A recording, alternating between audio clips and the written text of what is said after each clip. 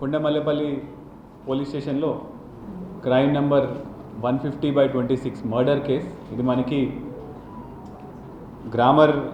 Nagarjuna grammar concept school principal Rupa Reddy గారి మర్డర్కి సంబంధించి మనకు ట్యూస్డే రోజు 11th ఈవినింగ్ మనకి మర్డర్ అవుతుంది. మనకి 12th రోజు పొద్దున వాళ్ళ హస్బెండ్ వచ్చి చూసి మనకి 12th రోజు మన పోలీస్ స్టేషన్కి వచ్చి మనకి కంప్లైంట్ ఇవ్వడం జరిగింది.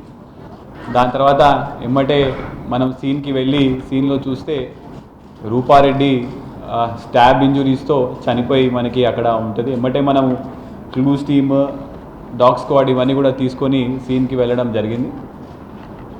అయితే ఆ టైంలో మనము ఒక 5 స్పెషల్ టీమ్స్లో ఫామ్ చేసి ఈ స్పెషల్ టీమ్స్ అన్నీ కూడా forensic evidence, technical evidence, probable suspects, any property offenders వేరే రాష్ట్రాలకు వెళ్ళి, లేకపోతే ఏదైనా సైకోలు, లేకపోతే పాత నేరస్తులు, వీళ్ళందరూ ఎవరైనా ఉన్నారా అని చెప్పేసి ఈ 5 ప్రత్యేక బృందాలు ఒక్కొక్కరు ఒక్కొక్క ఇన్స్పెక్టర్ ర్యాంక్ వాళ్ళ ఆధ్వర్యంలో మనం ఫామ్ చేయడం జరిగింది.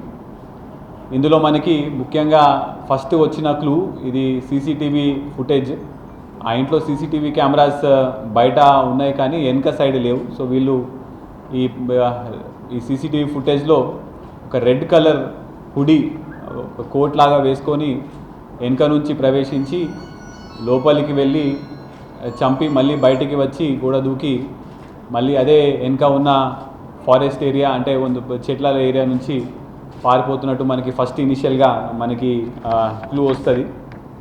దీనికి సంబంధించి సుమారు మనము దొంగతనం అంటే ఈ మర్డర్ అయ్యే ముందు తర్వాత కూడా చుట్టుపక్కల ఉన్న అన్ని 70 వరకు కెమెరాలు మనం అన్నీ చూడడం జరుగుతుంది. ఎక్కడైనా ఈ రెడ్ హూడీ అనేది మనకి ఎక్కడైనా దొరుకుతుందా అని చెప్పేసి.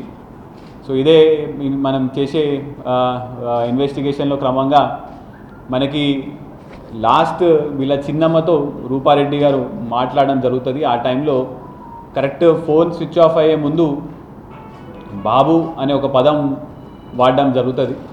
సో అది మనకి మళ్ళీ మనము విట్నెస్లందరినీ కూడా మనము ఎగ్జామిన్ చేసే సమయంలో ఈ బాబు అని ఎవరిని అనే అవకాశం ఉంటుందని చెప్పేసి మళ్ళీ ఆలోచిస్తూ స్కూళ్ళలో కూడా పిల్లల్ని కూడా బాబు అనే అవకాశం ఉంటుందేమో అని చెప్పేసి సోమవారం అంటే ఒక 1 వీక్ హాలిడేస్ వాళ్ళు ఒక 3 ప్రిన్సిపల్ గారు చనిపోయిన తర్వాత ఒక 4 డేస్ హాలిడేస్ ఇస్తే మళ్ళీ మండే రోజు స్కూల్ రీఓపెన్ అయింది.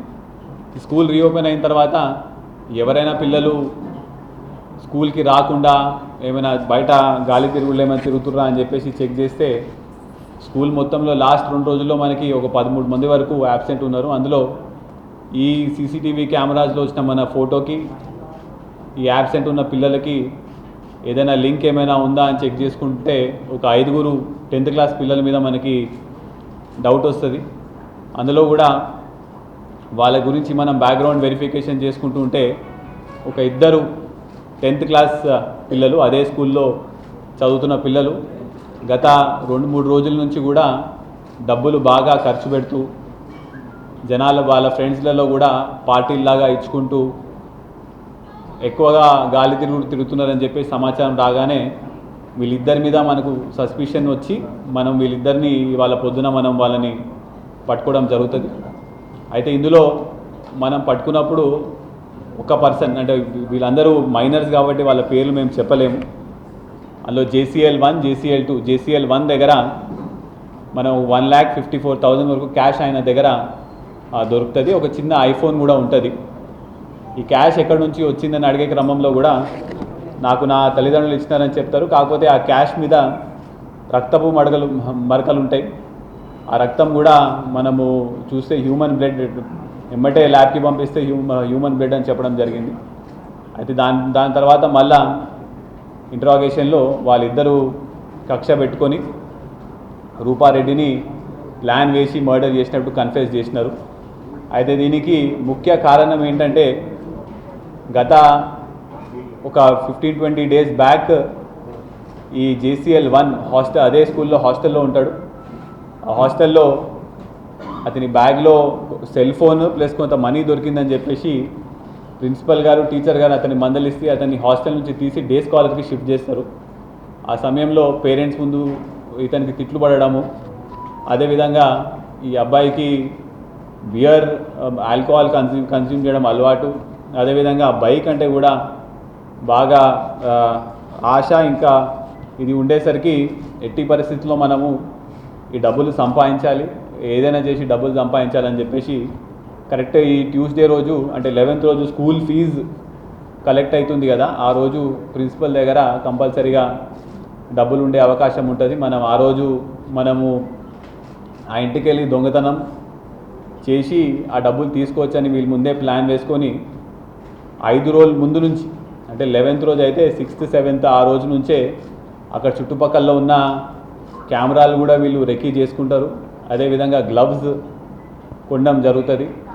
ఏ టైంకి వెళ్ళి ఏ టైంలో ఒక్కళ్ళే ఉంటారో కూడా చూసుకొని మొత్తం ప్లాన్ వేసి ఆ రోజు 11th రోజు స్కూల్ అయిపోగానే 4ంటికి వీళ్ళు ఇద్దరు బయటికి వచ్చి అక్కడ ఉన్న అవుట్స్కట్స్లో కలుసుకున్న తర్వాత అందులో ఒక అబ్బాయి లోపలికి వెళ్ళి గోడ దూకేసి ఫోన్ మాట్లాడుతున్న సమయంలో, డబ్బులు తీసుకుని వెళ్ళే సమయంలో రూప అంటే డిసీజ్డ్ గుర్తుపట్టేసరికి మళ్ళీ బయటికి వచ్చి మమ్మల్ని పేరు చెప్తుందని చెప్పేసి ఒక 27 సార్లు కత్తి పెట్టి పొడవడం జరుగుతుంది.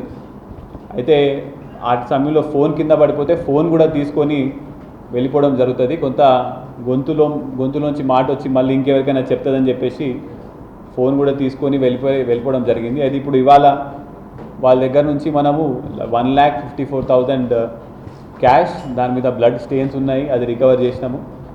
అదేవిధంగా 2-3 డేస్ బ్యాకే కొన్న ఒక 60,000 పెట్టి ఐఫోన్ కొన్నాడు, అది కూడా రికవర్ చేయడం జరిగింది. ఈ ఫోన్ కూడా మనము రూపారెడ్డి గారి ఫోన్ కూడా మనము రికవర్ చేయడం జరిగింది.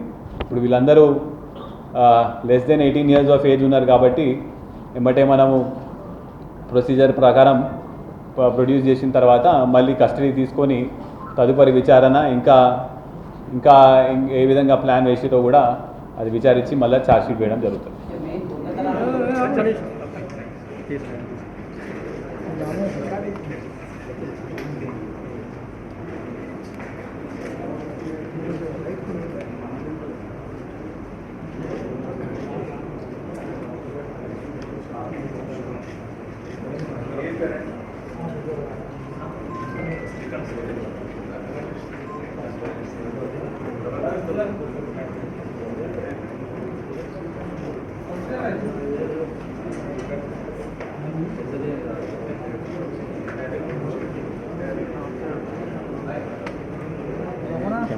कैमरा किंदा చేయాలి ఫోటో